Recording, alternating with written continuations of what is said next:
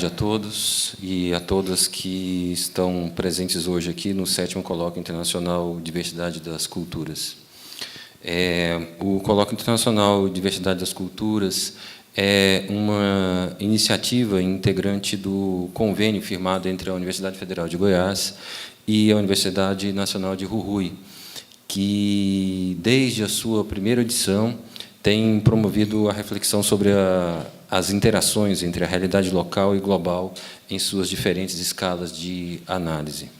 Desde 2015, o grupo de pesquisadores envolvidos no convênio tem trabalhado no sentido de desenvolver estratégias de ação conjunta visando a qualificação dos programas de pós-graduação das duas universidades. Após 4 anos de atividades, eu tenho a honra de expressar o resultado do trabalho realizado pela equipe diretamente envolvida nesse convênio, tanto na Universidade Nacional de Jujuy quanto na Universidade Federal de Goiás. E esses resultados podem ser expressos na forma de números. Foram 39 convidados de 5 países diferentes e 5 universidades brasileiras que já passaram pelo Colóquio Internacional de Diversidade das Culturas em suas 7 edições. Nós realizamos 9 missões de estudo de estudantes argentinos na Universidade Federal de Goiás. Nós formalizamos 19 co-orientações de doutorado junto à instituição, à Universidade Nacional de Jujuy.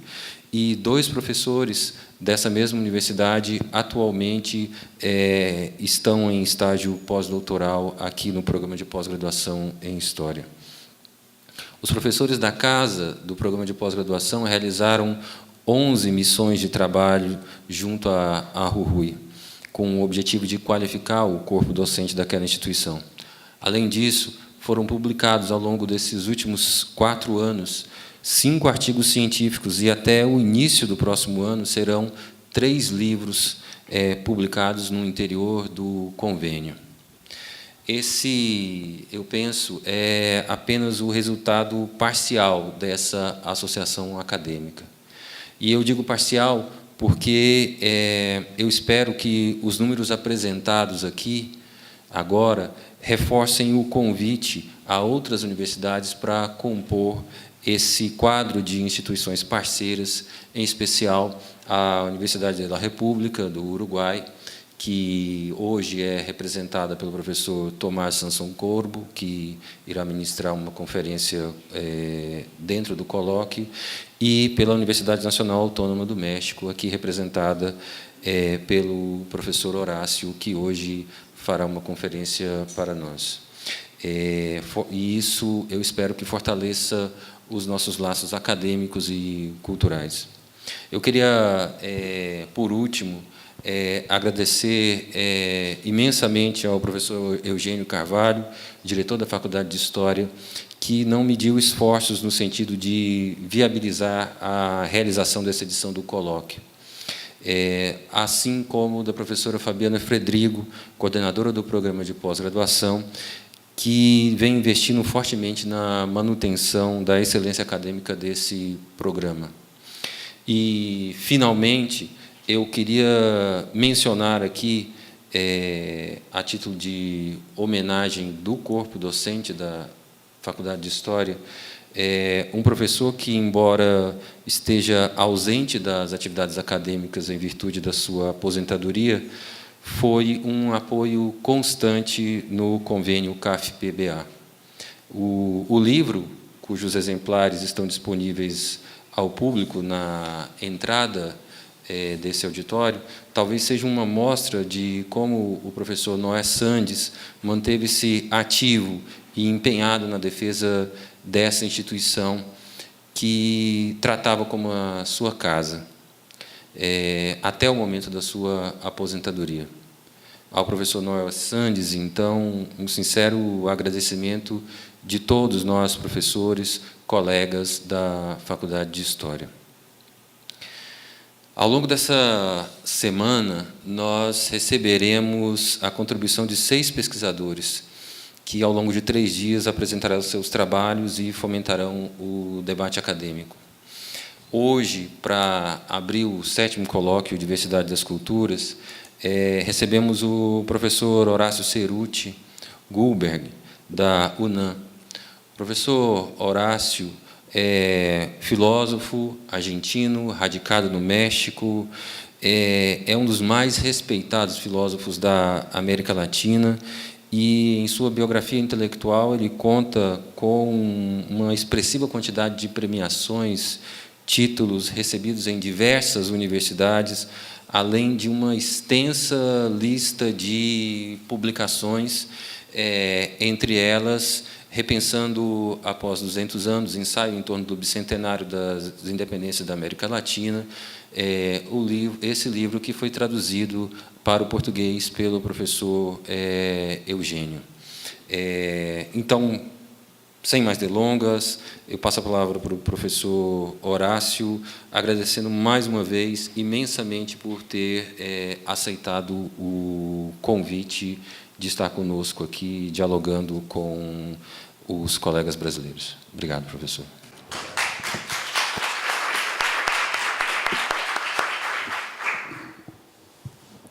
Bueno, lo primero que debo decir es que el agradecido soy yo por poder estar aquí nuevamente después de varios años. No voy a decir cuántos porque quiero que piense que soy del kinder y no de la cuarta edad. Y agradecer de inicio a Eugenio y a Cristiano por la gentilísima invitación y por la oportunidad de poder estar aquí compartiendo con ustedes reflexiones. Como suele ocurrir en estas cosas, a veces unos días antes de que uno salga para hablar de X tema, le llega a uno cierta información que antes no tenía. Eso me ocurrió hace como 2 semanas. Una querida amiga, la profesora Delia Crovidrueta, me regaló un libro de la Asociación Latinoamericana de Investigadores de la Comunicación, un libro muy interesante que acaban de publicar, que está dedicado a sociedad del conocimiento y comunicación, reflexiones críticas desde América Latina. Y este libro que se acaba de publicar, bueno, empecé a hojear algunos artículos y me encontré con uno de una persona que no conozco, Silvio Weisbord, que es de la George Washington University, y hace un artículo allí que se llama Repasando desconexiones, pensando la comunicación en la diferencia y el conflicto. Y por el título yo dije, está interesante esto, parece que sí. No sabía, después me vi los datos. Este profesor es un argentino que está radicado en Estados Unidos. Yo cuando empecé a leerlo dije, este debe ser amigo de Donald Trump, pero no, parece que no, por suerte. Y quería, a modo de epígrafe de lo que voy a trabajar aquí, leerles un pedacito de lo que él dice en su texto. Y esta es lo siguiente. Dice, son varias las razones por las cuales los públicos evitan la comunicación en diferencia. El miedo al desacuerdo y a los conflictos desalienta el interés en mantener interacciones con otros. Tales miedos no son infundados, como sabe cualquier usuario de Facebook. Desacuerdos abiertos y provocadores, especialmente en situaciones políticamente sensibles, con ánimos exaltados y pasiones desencadenadas, llevan a romper vínculos y ser reticente a conversar con otros. En tales situaciones es particularmente evidente que el temor de las conversaciones no es exactamente un modelo de diálogo cívico y tolerante. Como observa Hume, el diálogo democrático precisa buenas normas, tales como la cortesía, la moderación, el balance y escuchar al otro. De lo contrario, la comunicación es imposible. No hay capacidad o intención en ser empático con el otro o prestar cuidada atención a lo que se dice. Gran parte de estudios recientes sobre el tipo de comunicación que predomina en espacios digitales, como las redes sociales y los comentarios en sitios de noticias, muestran justamente la escasez y la ausencia de interacciones con tales características. Por el contrario, el fanatismo, la agresión y la obsesión por confirmar verdades propias son comunes. Bueno, leyendo hasta ahí, yo inmediatamente me puse a pensar en los mensajes de WhatsApp y por Twitter que manda el señor Donald Trump. Me parece que están más o menos ahí, ¿no? Dice, la deliberación pausada en situaciones de desacuerdo es tan inusual como la modestia en Hollywood. En tales situaciones predomina la exaltación de la diferencia y la confrontación, la falta de cortesía mínima, dogmatismo, la ausencia de la curiosidad, la reticencia a considerar opiniones diversas y cotejar convicciones con datos. Tales circunstancias distan bastante de las condiciones de la situación ideal de comunicación imaginada por los teóricos del diálogo democrático, la tradición que va desde John Stuart Mill hasta Jürgen Habermas, que aventuró la posibilidad del debate público razonable, basado en hechos y con disposición al diálogo. Tales utopías chocan con la realidad de la comunicación digital, que dista de ser una maravilla digna de exhibir en clases de educación cívica. Las cualidades del diálogo subyacen en la reticencia, tanto de organizaciones como de ciudadanos, de involucrarse en debates en línea. Por el contrario, el modo del debate llevó a que sitios de información y noticias decidieran moderar la participación pública para intentar ordenar la participación y aumentar intervenciones respetuosas. En otros casos, el tono de las intervenciones llevó a la decisión de cerrar espacios de discusión. Nadie con prestigio a mantener quiere ser anfitrión de insultos y ataques infundados, ya que se refleja negativamente sobre el espacio mismo, la marca de la empresa o el propósito del sitio. Un fenómeno similar se observa en la decisión de políticos en distintas democracias de evitar diálogos con ciudadanos en plataformas digitales, incluidos los medios sociales, a efectos de evitar justamente ser blanco de retórica agresiva o acceder gratuitamente a ser blanco de ataques ad hominem. Twitter y otras plataformas pueden utilizarse como espacios interactivos para escuchar ideas y propuestas, pero la escasa utilización como tales sugiere la desconfianza sobre la calidad del debate público y el legado de experiencias frustrantes. Sobre la base de estos hallazgos y conclusiones, es difícil avisorar con optimismo la posibilidad de la comunicación en diferencia como rasgo central de la vida pública. La conectividad digital apuntala la vida social, caracterizada justamente por la comunicación de la identidad y la similitud, más que atender las múltiples necesidades comunicacionales de la vida pública. La vida social está anclada sobre la constante alimentación de vínculos próximos e identidades personales y colectivas. La vida pública, en cambio, necesita otros tipos de comunicación que permitan la formación de voluntades públicas, el diálogo y el consenso en la enorme diversidad de sociedades heterogéneas. A diferencia de la vida social, articulada principalmente alrededor de la similitud y la homogeneidad, la vida pública resta sobre la diferencia y demanda interacción entre perspectivas diferentes. No hay acuerdos naturales preexistentes a la vida pública, sino que en el mejor de los casos surgen de procesos de diálogo y concertación en una sociedad de iguales. Por eso hay que remarcar un hecho que no ha sido suficientemente explorado en los estudios de medios y comunicación. Las lógicas comunicacionales de la vida social y de la vida pública son incongruentes. La primera, la de la vida social, se rige por la búsqueda y mantenimiento de identidades individuales y sociales en la similitud. La segunda, la de la vida pública, demanda el reconocimiento de la diferencia y la vitalidad de puentes entre grupos diferentes. Una esfera pública dominada por la lógica de la comunicación de identidad produce la organización y movilización de intereses, pero esto no es suficiente para responder a los desafíos de la comunicación en la diferencia en sociedades heterogéneas.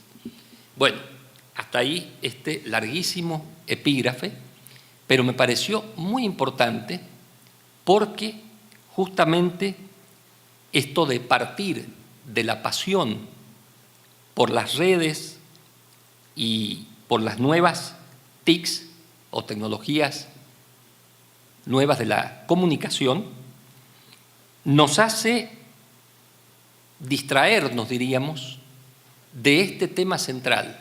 ¿Puede haber comunicación entre seres diferentes?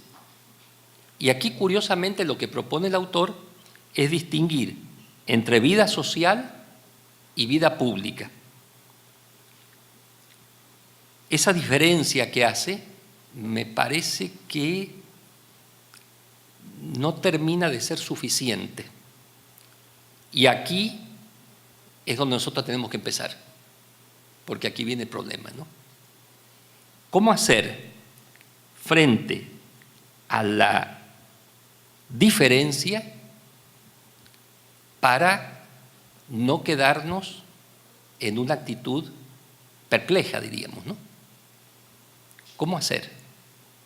Y aquí me parece que la primera pregunta que tenemos que hacernos es cómo valoramos, cómo nos valoramos y cómo valoramos a las y los demás. Y esto lo hacemos a partir de criterios que han sido preesbozados, asimilados o que nos han introyectado y que nos condicionan todas nuestras aprehensiones y percepciones. Es decir, percibimos de determinada manera y ya eso es lo que condiciona completamente todo. Y a partir de estas percepciones y de estos criterios previamente introyectados, a veces ni siquiera sabemos que los tenemos dentro, porque eso como que opera de manera espontánea, sin más, repudiamos y rechazamos lo diferente y no dejamos ninguna posibilidad de acercamiento. Mientras más lejos, mejor, ¿no? Aunque ese lejos sea estar pegado uno junto al otro, pero desde mi interior estoy diciendo no quiero saber nada con esto. Y aquí me parece que sería importante tomar consideración de por lo menos 4 tópicos que están en juego. El de la cultura, por supuesto, el de la identidad, el de los valores y el de las creencias. Incluso yo diría, ¿qué es lo que nos han enseñado desde la escuela? Que la cultura no depende de nosotros. Nacimos y hemos sido criados dentro de esta cultura y por lo tanto lo único que puedes hacer es aceptar esa cultura y reconocerte como parte de esa cultura. Y ya no se puede hacer más nada. Como si la cultura fuera algo que ya está terminado, acabado, etc. En segundo lugar, la identidad. Tampoco. ¿Cómo vas a elegir tu identidad? Ya te la dieron, la identidad. Te la dieron desde que naciste. Incluso no te puedes arriesgar a modificar tus documentos de identidad. Esa es tu identidad, ese es tu nombre mi nombre yo tampoco lo elegí. Te lo pusieron. Es tu nombre. Luego, valores. ¿Qué valores son los que hay que tomar en consideración?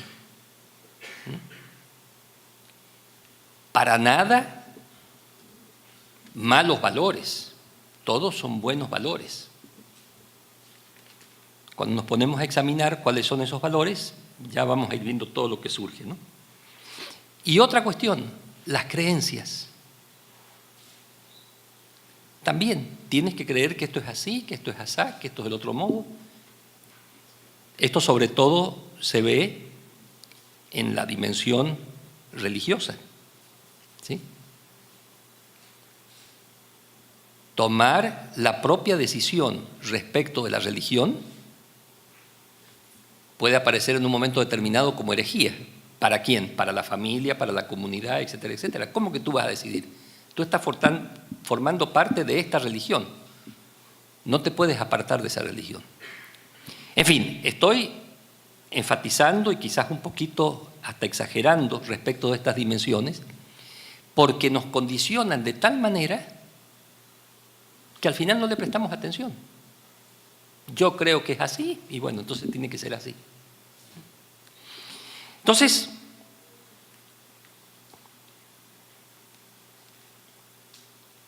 aquí hay que destacar esto, que ninguno de estos tópicos han surgido de nosotros mismos, sino que nos han llegado, nos constituyen y nos han sido incorporados. Y según estos tópicos, todo lo diferente es rechazado. Si no te comportas así, si no crees así, si no tienes la cultura tal como se te ha explicado, si no tienes los valores, etc. No. ¿Esto qué afecta? Pues yo diría que afecta todo. Afecta las relaciones de género, las relaciones de edad, las relaciones entre idiomas, religiones, estratos económicos, ideologías, gestos, deseos, imágenes, anhelos, amor, etcétera, etcétera. ¿Y en qué lo afectan? En todo. Con una persona así, no puedes tener amor. Con una forma de comportarse de tal manera, no es correcta. Hacer esos gestos no conviene. Vestirse de esa manera, etcétera, etcétera, etcétera. Entonces, aquí creo que tenemos que tomar en cuenta cómo esto que nos ha sido introyectado está de manera casi como automática e inconsciente, ¿no?, condicionando y brindando reglas, supuestas reglas que no se pueden transgredir, ¿sí?, para formas de vestir, formas de habitar, incluso la arquitectura, cómo hay que diseñar un espacio, ¿sí?, ritmos, apariencias, cómo hay que maquillarse, cómo hay que cortarse el pelo, cómo hay que peinarse, movimientos, gestos, prioridades. Bueno, yo siempre digo lo mismo, ¿no? Cuando subimos en el avión, antes decían pasajero, ahora dicen clientes, ¿no? Cosa que ya de entrada me indigna. Pero además, ¿quién pasa primero? Ah, los que tienen tarjetita Select, VIPs. Esos pasan primero. Inclusive, bueno, hay una parte que podríamos decir es buena. Niños con sus padres, ancianos y alguien que tenga algún defecto físico también a veces lo dejan pasar segundo, no primero, porque primero pasan los VIPs, ¿no? Y después viene ya el conjunto, que a ver cómo pasan y se pasan uno por arriba de otro, ¿no? Bueno, esto que ha ido desarrollando en nuestras relaciones sociales, públicas, etc., nos van convirtiendo en números, en cifras, en datos. Bueno, en México todo el día se está hablando de daños colaterales. Datos estadísticos. Claro, decir hay tantos muertos por día, no, entonces mejor, bueno, son daños colaterales. Y así te lo van simplificando el asunto, ¿no? Finalmente, papeles.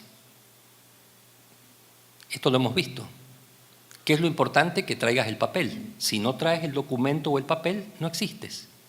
No, pero si soy una persona, se me perdió el documento por el camino, que podría ocurrir. Ah, no importa. Si no tienes el documento, no tienes la visa, no tienes permiso, no entras. ¿Sí? Ok. Eso estamos viendo por todos lados y en todas partes del mundo. ¿Dónde están las personas entonces? Y es que si son diferentes no son personas. ¿Sí? Si no va vestidito como tiene que ir, si no es blanco, occidental y cristiano, se queda fuera, ¿no? Y la ciudadanía, ¿qué es? ¿Una credencial? ¿Un voto? ¿Solamente eso? ¿O la ciudadanía podría ser algo más? Aquí de nuevo vienen nuestras preguntas. Y yo insisto en hacer las preguntas porque lo más importante es que a pesar de este discurso, que es un discurso sumamente politizado e ideologizado, de que sí hay un respeto a los derechos humanos y a los demás y no sé cuánto y no sé qué, no se garantiza nada de los derechos y de las necesidades de las y los demás. Y lo digo así con todas las letras y no dudo un instante en decirlo. Si ustedes ven los sistemas jurídicos, bueno, te puedes pasar 40 años en la cárcel y después ay, perdón, fue un error. No se encontraron los datos, ahora ya puedes salir. 40 años. Y no estoy exagerando, ¿eh? Conozco más de un caso que ha sucedido de esta manera. O luego, garantía de necesidades. Ah, sí, te vamos a dar un bono que te va a dar X dinero por mes, que no alcanza ni para comer 2 días. Pero con eso ya estamos cumpliendo con las responsabilidades para hacer justos los derechos humanos y todo lo demás. Bueno, justamente yo diría, la indiferencia suele ser la menos peor actitud frente al diferente. Y eso es lo que nos quieren también inculcar. Bueno, hay que ignorarlo, no considerarlo, alejarse, olvidarlo. Ya está, con eso ya no le haces nada. O sea que en el fondo lo que nos está diciendo el mensaje hegemónico es: no te preocupes, diferentes hay por todos lados y no se puede hacer más nada, ya se está haciendo lo que se debe hacer institucionalmente y por lo tanto sigue haciendo tu vida. ¿Qué hacemos frente a eso? ¿Cómo es posible soportar semejante situación inhumana, verdaderamente injustificable desde todo punto de vista, y sin embargo que sea cotidiano, convertido en hábito? ¿Cómo es posible?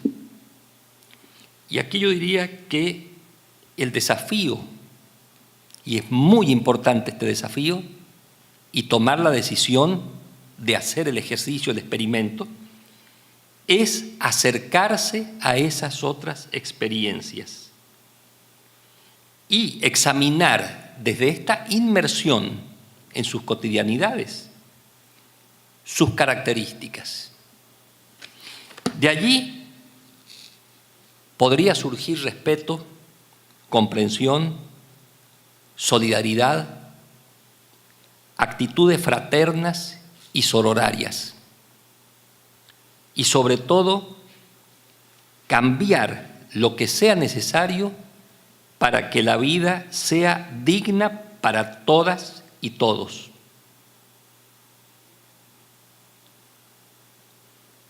El desafío es inmenso, pero si vamos a seguir viviendo como estamos sobreviviendo, me parece que las cosas no van a funcionar. Y eso también lo estamos viendo todos los días. Siguen surgiendo las agresiones, siguen surgiendo las discriminaciones, sigue aumentando estas diferencias, etc. Es necesario, por lo tanto, hacernos corresponsables y sujetos protagónicos en lugar de seguir esperando. ¿Esperando qué? Que la solución venga de no sé dónde, ¿no?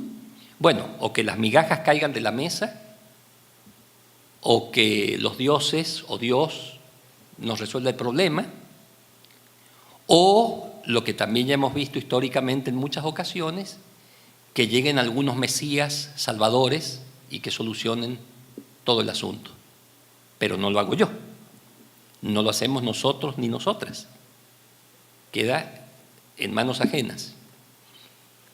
Y aquí el asunto es, insisto, no seguir esperando, sino verdaderamente, y lo voy a decir así con todas las letras, inventar otra forma de organizarnos en la vida siempre colectiva. Porque ese también es un aspecto muy importante.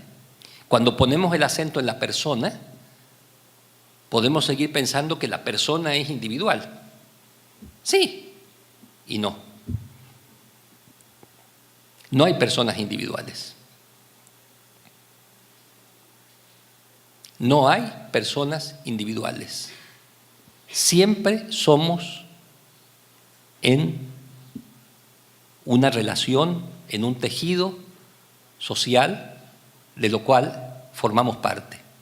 ¿Y ese tejido se puede retejer? Yo creo que sí se puede, pero hay que arriesgarse a hacerlo. Y este es el gran desafío. Porque entonces, ¿qué es lo que estamos pidiendo? Lo que estamos pidiendo es, y lo que queremos no solo pedir, sino hacer, es que quienes son discriminados ya no lo sean. Que quienes no tienen satisfechas sus necesidades, las puedan tener satisfechas. Que quienes no participan en las decisiones puedan participar. Claro, esto nos lleva a cuestionar muchísimas cosas. Por ejemplo, lo primero que hay que cuestionar, e insisto en ese punto, es la democracia delegativa, donde ¿a qué se reduce mi participación ciudadana? Y cada vez que me llaman a votar, voy, voto y después espero a ver qué pasa. Porque lo único que puedo hacer es votar. ¿Sí? Y yo creo que más bien lo que habría es que pedir que ese voto lo pudiéramos escribir con B grande, voto. O sea, te voto, pero después si no cumples, te voto y te saco para afuera. Porque no es posible que estés ahí, porque te hicimos llegar ahí, para que hagas después lo que se te da la gana. ¿Sí? Y es lo que suele ocurrir en las democracias delegativas. Eso es lo que hacen los gobernantes. ¿Sí? Entonces, creo que este es, diríamos, el punto neurálgico. No quedarnos en las palabritas muy bonitas. Entonces voy a respetar las diferencias y por lo tanto no hago nada. ¿Sí? Respeto la diferencia siempre y cuando que este no se me acerque porque huele mal, que la otra no la quiero ni ver porque es de piel oscura, que el de más allá no porque no tiene los estudios acabados para saber lo que hay que saber, etcétera, etcétera.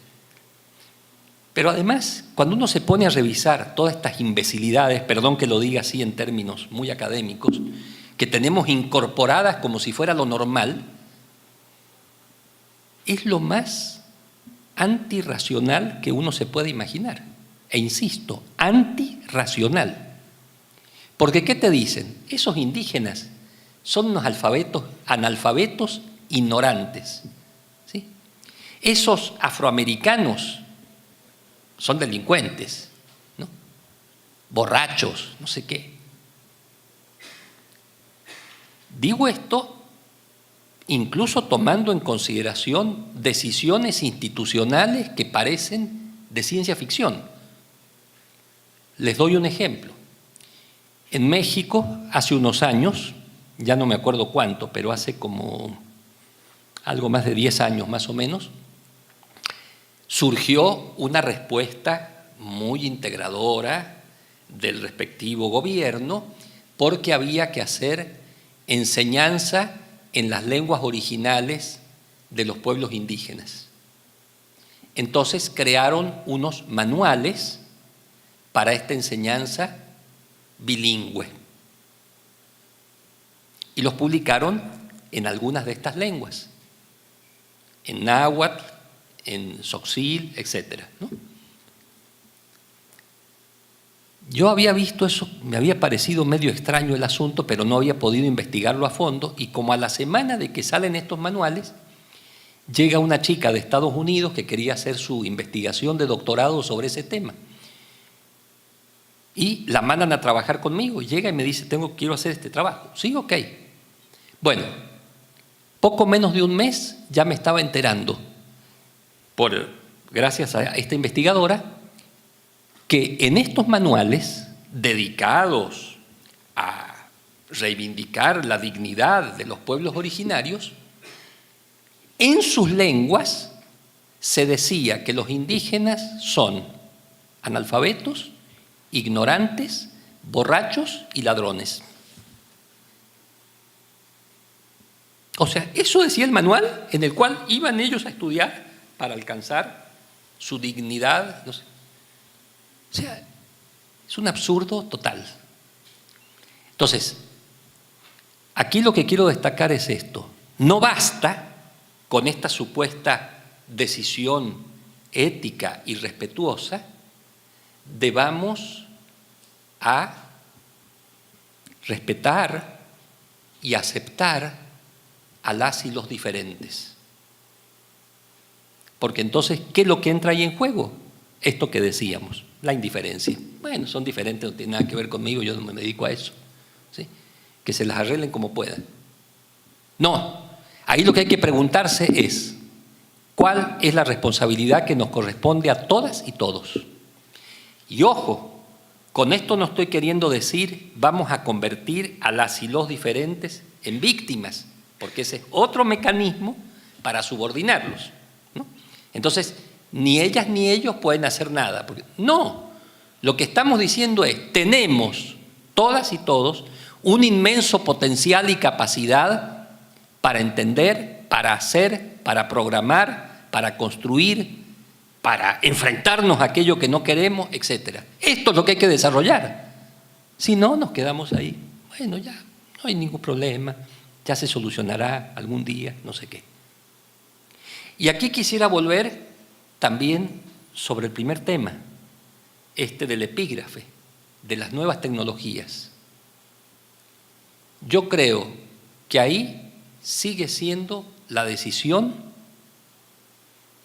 permanente que hemos tenido que tomar los seres humanos desde que hay memoria. O nos sometemos a los instrumentos tecnológicos, o esos instrumentos tecnológicos nos sirven para hacer lo que verdaderamente queremos hacer. Y eso es labor, de nuevo, de conjunto. No se puede hacer solo. Y un último aspecto que yo quisiera aquí mencionar es que también se ha hecho mucha difusión y yo diría mucha propaganda en los últimos años respecto de los enfoques interdisciplinarios, transdisciplinarios, multidisciplinarios. Y finalmente a veces uno dice, bueno, ¿y de qué estamos hablando? Ni se sabe. Y aquí creo que tenemos que hacer ese esfuerzo de alimentarnos de todos los saberes disciplinarios, inter, trans, multi, etcétera, etcétera, pero también tenemos que alimentarnos de los saberes de la vida cotidiana. Y hay que cambiar entonces el enfoque. Porque el enfoque, ¿cuál es? Si no saben escribir, no saben. ¿Sí? Cuando ustedes se ponen a revisar, tenemos muchos saberes transmitidos, no por vía gráfica. Por ejemplo, transmitido por pinturas, transmitido por gestos, transmitido por ritmos, por bailes, por música, etc. Y por otro lado, tenemos también todos los saberes, insisto en eso, mucho, de la oralidad. Y la oralidad es muy importante, a tal punto que me gustaría también mencionar lo siguiente. Hay muchísimo trabajo de campo, la típica labor antropológica. Y sin embargo, muchas veces ese trabajo de campo lo que hace es distorsionar esos saberes y esas experiencias. Hay testimonios también de la inteligencia de quienes van a ser investigados en el trabajo de campo, porque han dicho con toda claridad, como ya sabemos lo que nos vienen a preguntar y la respuesta que quieren obtener, les respondemos de acuerdo a lo que están esperando y no de acuerdo a cómo son las cosas. No sé si me explico. Entonces ahí hay, insisto de nuevo, que meterse en las experiencias, respetándolas, y uno va para aprender, no para enseñar. Y hay que también tener en cuenta que la gente tiene voz y maneras y modos de expresarse, y eso tiene que también ser incorporado y aceptado. Y bueno, por ponerles nomás un ejemplo que a mí me marcó hace muchos años dando clase, un día se me ocurre en la UNAM proponer un curso un tema, mejor dicho, de mi curso de filosofía en el posgrado, sobre filosofías africanas. Me llamaron del posgrado en filosofía. Doctor, no puede presentar este curso. ¿Por qué? Porque la filosofía africana no existe. Ah, no existe. ¿Y por qué no se pueden estudiarla? No. Y me ha dicho el encargado de la coordinación del posgrado, era una de las secretarias que me estaba atendiendo, que le transmita que si usted da el curso, lo van a echar del posgrado. Bueno, le dije, yo me amparo en la libertad de cátedra, que es una regla dentro de la UNAM, que cada quien que tiene una cátedra tiene la libertad de decidir qué es lo que va a enseñar, y yo hago el curso. Bueno, el curso fue un éxito total, ¿no? Inclusive llegaron africanos a tomar el curso. ¿Sí? Pero además yo decía, ¿cómo es posible que me digan semejante imbecilidad cuando, si a ustedes les interesa el tema, les recomiendo mucho el libro de un querido amigo que es griego de origen y desde hace varios años profesor en Estados Unidos, se llama Christos Evangeliou, ¿no? Nada menos que Cristo evangélicos, ¿no? Dicho en traducción, Christos Evangeliou, que ha mostrado en sus estudios cómo los filósofos de la Grecia clásica, que se supone, según la versión academicista de la historia de la filosofía, que es donde surge la filosofía, esos filósofos reconocieron como sus padres, maestros, maestras, etcétera, madres a pensadores y pensadoras africanos. Entonces, ¿qué es lo que hace falta? Hace falta abrir la cabeza, abrir la percepción y verdaderamente ponernos en contacto con estas nuevas experiencias que nos permitan verdaderamente no solamente declamar que respetamos la diferencia siempre y cuando que no se me acerquen y que no se mezclen con, ¿no? Sino que podemos trabajar juntas y juntos para que la indiferencia no se convierta en esta especie de adormecimiento total, donde eludimos nuestra responsabilidad, eludimos también desarrollar nuestro potencial y bloqueamos a quienes están supuestamente fuera de esos criterios, valores, reglas, etcétera, etcétera, etcétera, puros inventos, ¿no?, que nos han sido introyectados.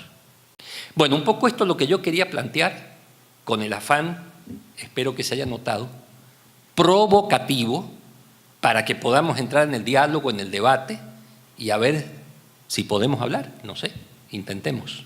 Muchas gracias. No sé si me excedí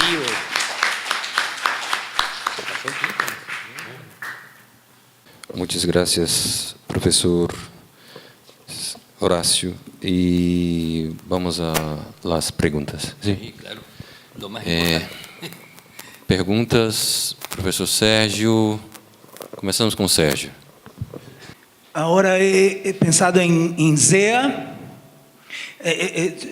sus ideas de Latinoamérica, de nuestra América, una diferencia, una afirmación de una diferencia. Y las otras regiones periféricas del mundo, y como esta es la primera pregunta, como ves, hay integración entre ellas, pero el problema es que entonces tenemos la indiferencia en el poder ahora acá en Brasil, como una internacional de la indiferencia, que entonces la indiferencia que crece en Europa, que está en el poder en Estados Unidos, que ahora está acá. Entonces, la política de la indiferencia. Entonces, es como si, más que entonces encontrar en nosotros cómo afirmar la diferencia, tenemos ahora de nuevo, entonces Latinoamérica, de lutar contra la indiferencia en el poder. Y de esto sé que, porque sé de tus relaciones con ZEA y con todo el pensamiento del grupo de Historia de las Ideas, y cómo esto a tanto te incomoda. Entonces quería solamente que tú hablases un poco de esto, que más que luchar en nosotros por reconocer y afirmar y mismo proteger la diferencia, luchar contra la indiferencia que está en el poder, que es entonces ella tiene dimensiones monstruosas, entonces algo totalmente que pensamos superado, cosas absurdas, cosas real, maravillosas, de un jeito tenebroso, ¿no?, horroroso. ¿Respondemos de una vez o? ¿Puedo hacer una Sí, claro. Una pregunta? Claro. Entonces, haré dos.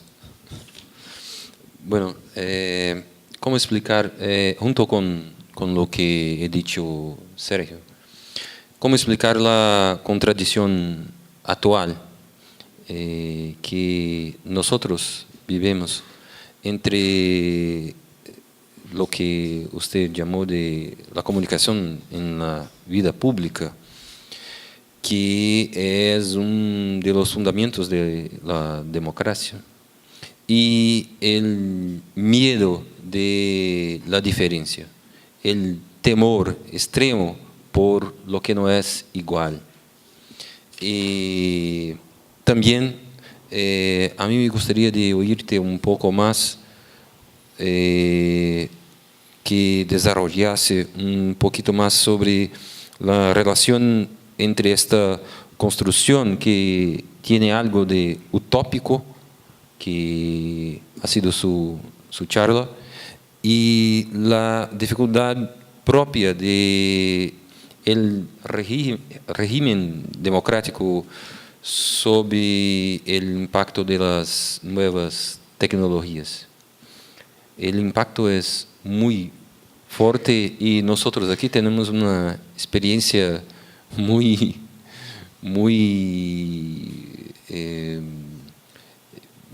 fuerte del impacto de estas nuevas tecnologías, WhatsApp y Facebook y tal. Bueno, primero lo que plantea el profesor Sello, efectivamente me tocó trabajar con Leopoldo Sea. Leopoldo Sea lo que difundió, después de haber sido, diríamos así, reorientado bueno, más que reorientado tendríamos que decir suriado por su maestro José Gaos, porque Sea quería dedicarse a estudiar a los presocráticos, y fue Gaos el que le dijo, mire, primero usted no sabe griego, entonces está difícil. Segundo, adentro de este salón no cabe todo lo que se ha escrito sobre los presocráticos, usted tiene que leerse todo esto primero y después ver si puede hacer una tesis diciendo algo que aporte algo más. Como no lo va a poder hacer, ¿por qué no se dedica a estudiar otra cosa? Póngase a estudiar el positivismo, por ejemplo, en México, en la región. Bueno, y de ahí le cambió la vida a Sea y se convirtió en el Sea que hemos conocido. Bueno, el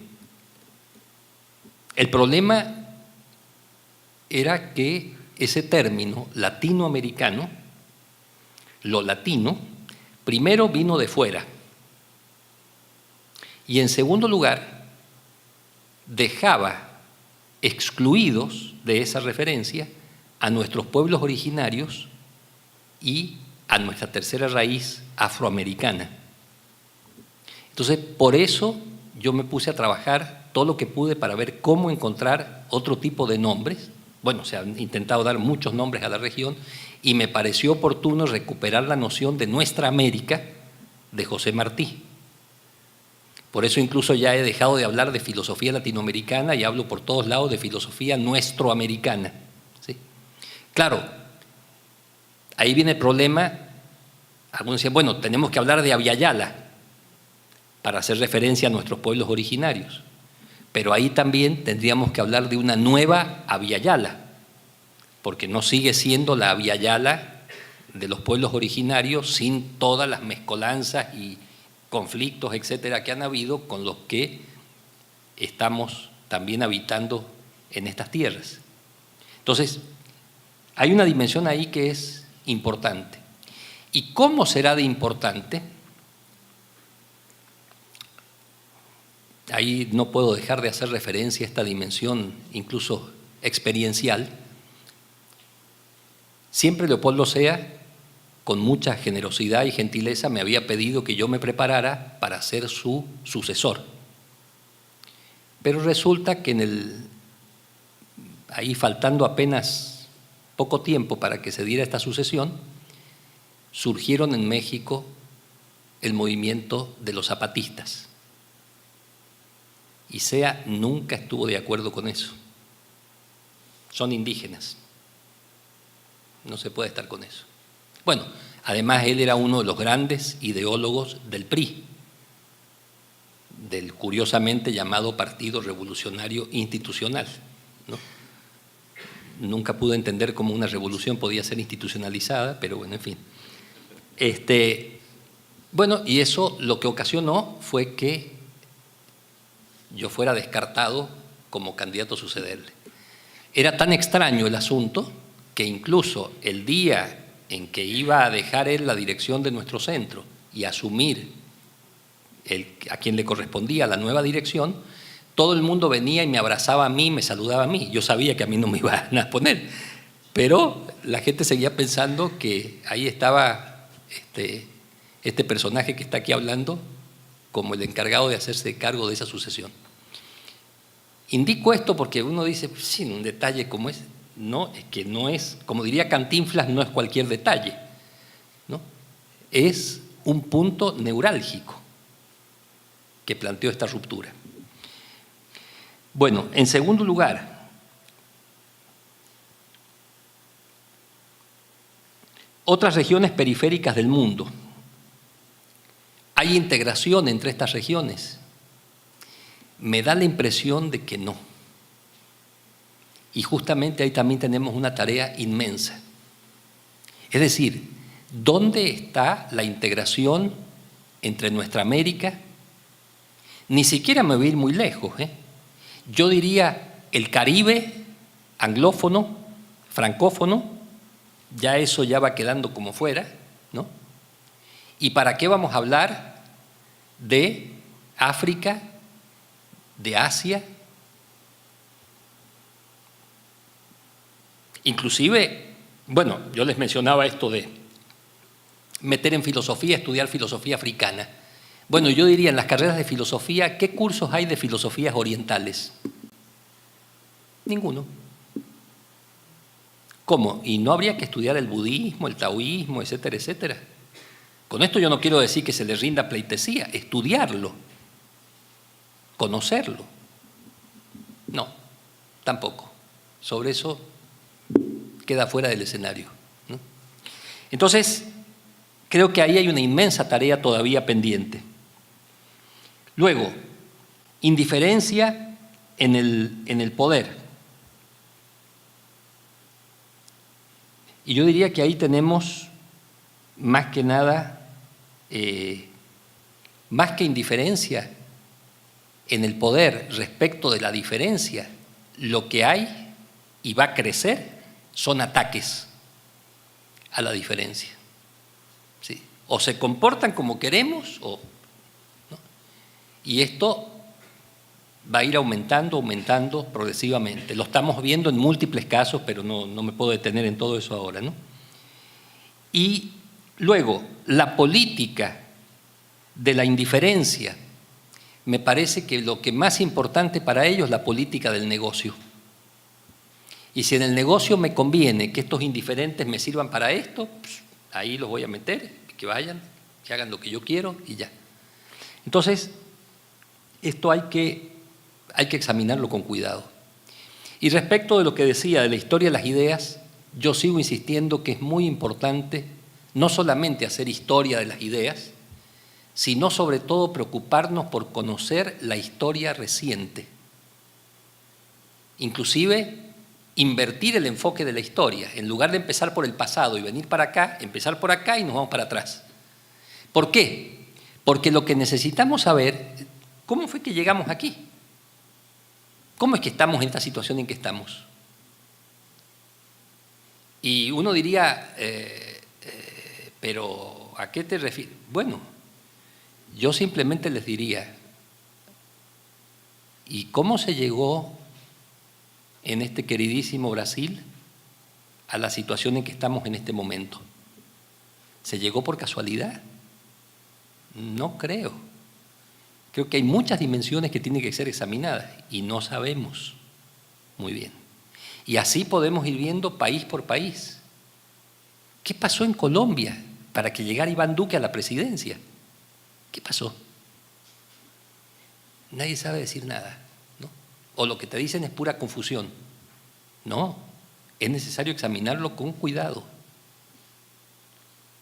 Bueno, ¿qué pasó en mi país natal para que un tal Macri llegara a la presidencia?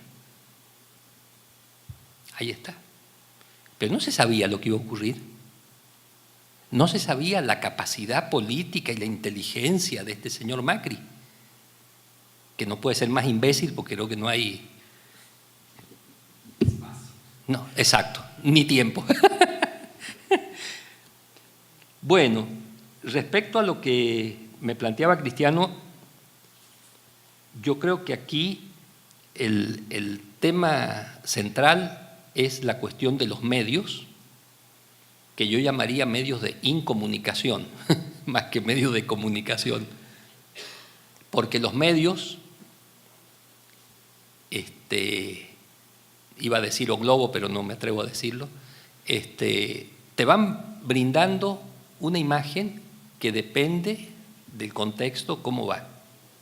Miren, un caso que me ha parecido sumamente interesante es en México la posición de los medios que ahora manejan todas las vías para comunicarse, porque es los medios impresos, periódicos, revistas, la televisión, la radio, todas las vías virtuales para hacer comunicación y todo. Mientras se estaba dando la campaña electoral, la mayoría de estos medios estaban en contra de López Obrador. Ahora, desde que ganó las elecciones, bueno, que sí, que no, que podría ser, que más o menos, que algunos ya claramente apoyando, cuando antes estaban completamente en oposición, es decir, jugando a lo que les conviene. ¿Sí? Bueno, sabemos que es parte de la política, ¿no? Amenazas con la izquierda, pegas con la derecha, o amenazas con la derecha, pegas con la izquierda, en fin, está bien, ¿no? Pero esto hay que verlo con muchísimo cuidado.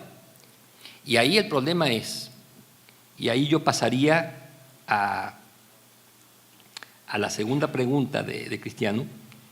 Yo no soy experto en las nuevas tecnologías, incluso a veces me enferma, ¿no? Bueno, me ha pasado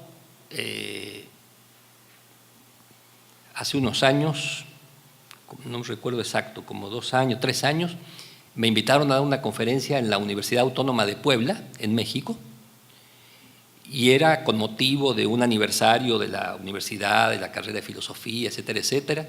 Bueno, el hecho que el escenario estaba repleto de gente, qué sé yo, que serían como 300, 400 personas, me presentan y en el momento que me dan a mí la palabra yo me quedé mudo. Y entonces de pronto me empiezan a mirar así y le digo, ¿saben por qué no hablo? Porque todos ustedes están con el celular. Entonces, si quieren, mejor nos comunicamos por WhatsApp. Ahora, yo les quiero decir que yo, entre el amor real y el amor virtual, prefiero el amor real y no las relaciones por vía telefónica. Entonces, bueno. Es un poco eso.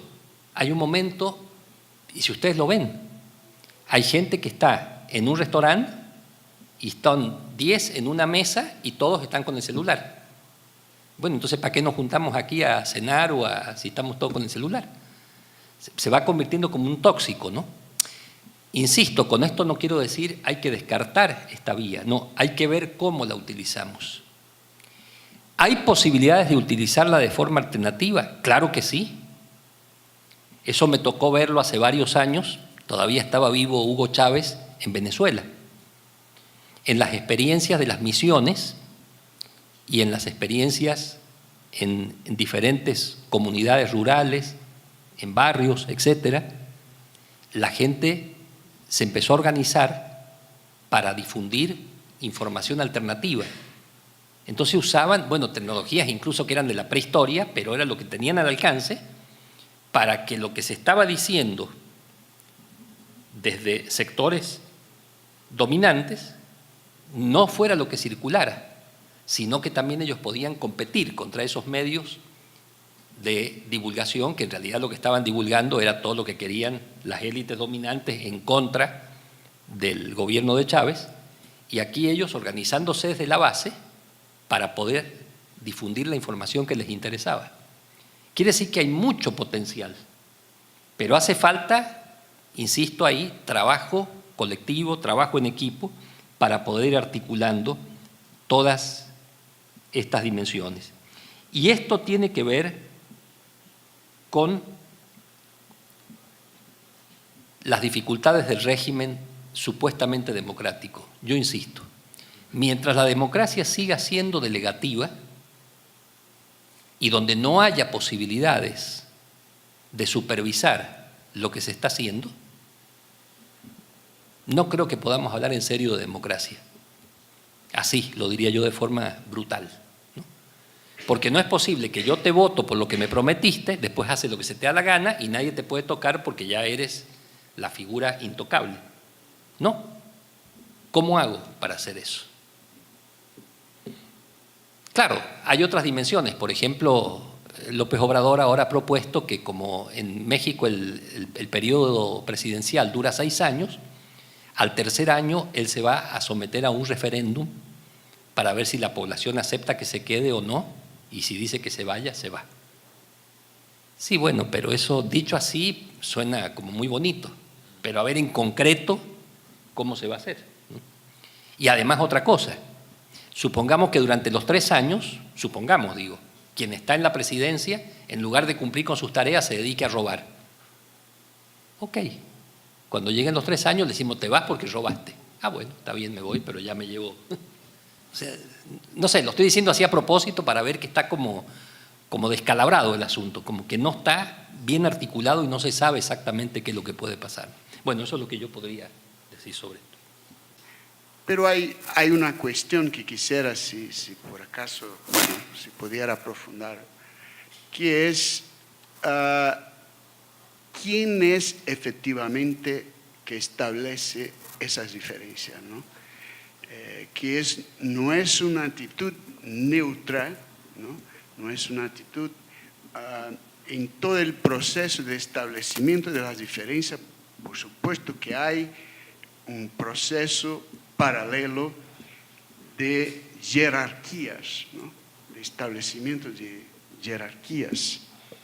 Y en ese sentido, lo que quería que se pudiera desarrollar un poquito más sería precisamente sobre esa relación entre poder e identidades, poder y establecimiento de esas identidades.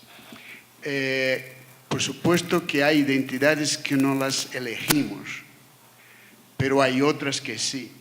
¿Y cuál es efectivamente las posibilidades que tenemos ante todo eso en ese proceso de elección libre, por lo menos esperamos así, dentro de las posibilidades de las identidades, las que podemos elegir, ¿no? Entonces, es el tema, me parece muy esencial, que es la relación entre poder e identidad. Bueno, aquí lo primero que quisiera decir es que desde que yo era estudiante me opuse siempre a las conferencias magistrales y a las clases magistrales. Incluso me opuse a estos escenarios, ¿no? Porque este escenario que está, aquí está el altar y ahí están los fieles, ¿no? Aquí está el que sabe y sobre esto se burlaba Freire hace años ya, en la década de los 70, si no me falla la memoria, diciendo que quien estaba subido en el altar vomitaba lo que sabía sobre los que estaban allí sentaditos esperando. Y eso, bueno, hemos luchado mucho en las universidades, incluso por romper el diseño del aula, ¿no? Y hacer una mesa alrededor de la que estamos sentados todos y todas, y entonces ahí lo importante es el debate, el diálogo. Por eso que en general a mí lo que me interesa, más de lo que yo digo, es qué es lo que vamos a decir y vamos a compartir aquí entre todas y todos. Es el diálogo, la interlocución, lo más importante. Lo otro es que para lograr eso, bueno, generalmente quienes trabajamos en el campo de la filosofía, se supone, y yo digo se supone, o te exigen, una terminología perfecta que no permita falsas interpretaciones y por lo tanto se termina hablando en un lenguaje que es un lenguaje encriptado que solo entienden los especialistas. Por eso yo estoy tan agradecido de que me hayas ayudado en su momento a traducir mi libro mío de 200 años de pensamiento filosófico en nuestra América, porque yo traté de escribir ese libro en un lenguaje que fuera accesible a todo público y que cualquiera que quiera leer eso lo pueda entender y luego quiere profundizar, pues ahí está la bibliografía indicando lo que se puede hacer para profundizarlo. Entonces, ese lenguaje accesible también me parece muy importante. ¿Por qué? Porque en la filosofía academicista el lenguaje cotidiano es de los ignorantes. Para decir algo serio filosóficamente hay que decirlo en lenguaje técnico. Entonces la gente de la calle no sabe nada. Volvemos a lo mismo de antes, ¿no? Entonces la oralidad no tiene valor. Cuando sí, depende con quién estoy hablando, cómo me voy a referir y a qué aspectos voy a poner el énfasis y voy a destacar. Luego, respecto de la tolerancia, en el fondo, claro que el problema es un problema de poder. Y el problema del poder es que el poder da la posibilidad de construir las identidades, incluso de imponer las identidades. Cuando vamos revisando las historias oficiales de nuestros países, ahí se encuentra históricamente cómo se ha hecho. O sea, antes eras un mapuche, ahora vas a ser chileno. Y si no quieres ser chileno, vas a ver cómo te va. ¿Sí? Y antes resulta que eras un aymara, pero ahora vas a ser boliviano. Y antes eras tupí guaraní, pero ahora vas a ser paraguayo. Y así podríamos seguir. ¿Sí? Y yo lo digo con toda, yo diría que con todo incluso sufrimiento, porque pertenezco al país de origen más racista y más genocida que yo he conocido en el mundo entero. En la Argentina se hicieron las 3 campañas al desierto. ¿Campañas al desierto? Bueno, ¿cómo será que en la última al río se le llamó Río Colorado? ¿Y por qué se le llamó Río Colorado? Por la sangre de los indígenas que habían sido asesinados ahí. ¿Sí? Entonces, ¿de qué estamos hablando? ¿No? Entonces, lo que quiero decir con esto es que las identidades, muchas de las identidades, han sido inventadas e impuestas. Y ahí viene la cuestión de cómo hacer para reconsiderar esto. Bueno, indudablemente fue un avance la construcción del Estado plurinacional en el caso de Bolivia. Pero lo que de todas maneras hasta ahora se siguen preguntando es ¿y dónde está para nosotros el ejercicio del poder en lo que nos corresponde? Entonces, este problema de identidad. Ahora, ¿con esto digo despreciemos poder? No. Porque incluso cada una y cada uno de nosotros tiene que poder reconstruir su propia identidad, si quiere hacerlo. Podemos reconstruir e inventarnos, y lo digo así con toda responsabilidad, una identidad colectiva. Esto hay que hacerlo. Y exige poder. Y ahí de nuevo vendría el problema. ¿Y cómo institucionalizamos después eso? ¿Y cómo legalizamos después eso? Toda este trama que hay que ir armando. ¿Se puede? Yo digo que sí se puede. Tenemos muchas experiencias de comunidades, incluso experiencias de comunidades utópicas en nuestra región y que han sobrevivido. ¿Sí? Algunos optaron por la violencia y después se frenaron. Estoy pensando de nuevo en los zapatistas, ¿no? Duró un poco más de una semana y después dijeron no. Sin embargo, hasta ahora ahí están. No han podido con ello. Claro, no han podido avanzar más allá. Intentaron entrar en el juego de las elecciones, estuvo Marichuy de candidata, no pudo llegar. Pero si algo no les pudieron cuestionar fue la firma de votos a favor. Creo que solo 3 votos entre todos los que le habían dado no se pudieron justificar por algún detalle, ¿no? Pero había otros candidatos que se presentaron y eran cientos de miles de votos falsos. Sin embargo, no pasó nada. Pero esta, bueno, era una indígena, y para colmo mujer. ¿Para qué quieren eso llegar a la candidatura a la presidencia de la República? Se quedó afuera de la jugada. Pero de todas maneras, ahí están y han sobrevivido hasta ahora. Incluso mantiene una relación muy tensa con López Obrador y el gobierno que viene, así que vamos a ver qué pasa ahí a continuación. Entonces, creo que eso está, diríamos, muy desarrollado como punto central, ¿no? Esta relación entre poder y construcción de identidad, o poder construir identidad.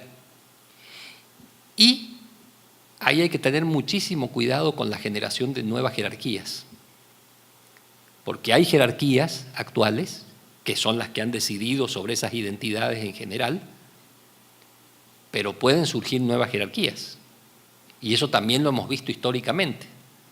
Procesos revolucionarios donde se esperaba que las cosas cambiaran y luego se echa para atrás, ¿no? Entonces, eso es un poquito lo que yo podría mencionar aquí, ¿no? Mais alguma pergunta? Algum questionamento?